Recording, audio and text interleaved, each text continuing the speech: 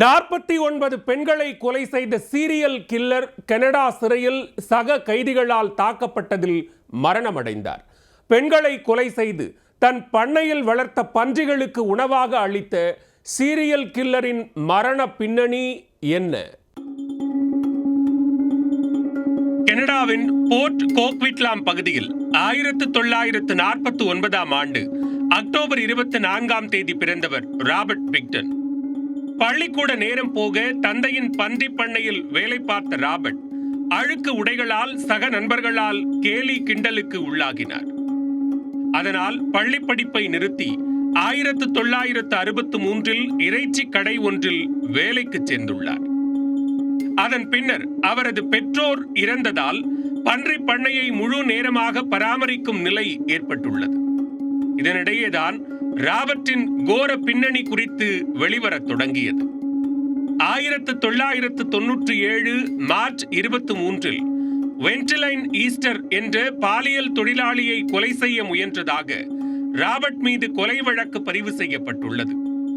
Robert தன்னை கைவிலங்கால் கட்டி வைத்து கொடூர ஆயுதத்தால் தாக்கியதாகவும் அவருக்கு தெரியாமல் தப்பித்து வந்ததாகவும் அப்பெண் போலீசாரிடம் தெரிவித்தார். ஆனால் புகாரளித்த வென்டிலைனுக்கு போதைப் பொருள் பழக்கம் இருந்ததாலும் அவரது புகாரின் மீது நிலைத்தன்மை இல்லாததாலும் $2000 பிணைத் தொகையுடன் ராபர்ட் விடுவிக்கப்பட்டார். இந்நிலையில்தான் 1998 முதல் 2002 வரையிலான காலகட்டத்தில் பல பாலியல் தொழிலாளிகள் காணாமல் போயினர். அது தொடர்பாக விசாரணையில் போலீசாருக்கு ராபர்ட் பிக்டன் மீது சந்தேகம் எழுந்தது. அவரது பண்ணையில் மேற்கொள்ளப்பட்ட சோதனையில் காணாமல் போன பெண்களின் தனிப்பட்ட பொருட்கள் இருப்பது கண்டு போலீசார் மிரண்டு போனார்கள். பின்னர் ராபர்ட்டின் பண்ணைக்கு சீலும் வைக்கப்பட்டது.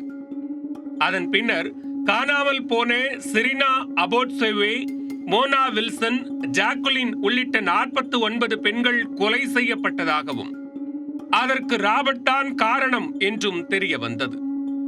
கனடாவையே உலுக்கிய இந்த கொலை சம்பவங்கள் தொடர்பாக ராபர்ட் மீது ஜனவரி 30, 2006 வழக்கு பதிந்து விசாரணை தொடங்கப்பட்டது.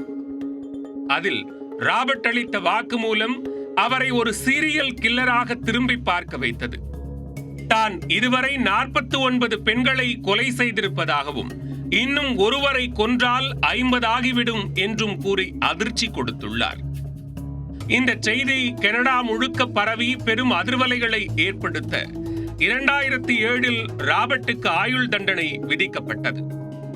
இந்த நிலையில் சிறையில் அடைக்கப்பட்டிருந்த ராபர்ட் கடந்த மே 19 சக கைதி ஒருவரால் தாக்கப்பட்டார்.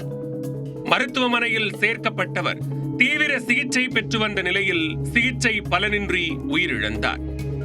சீரியல் கில்லர் என்றழைக்கப்படும் ராபர்ட் சிறையில் சக கைதியால் தாக்கப்பட்டு உயிரிழந்த சம்பவம் தற்போது பேசுபொருளாகி உள்ளது.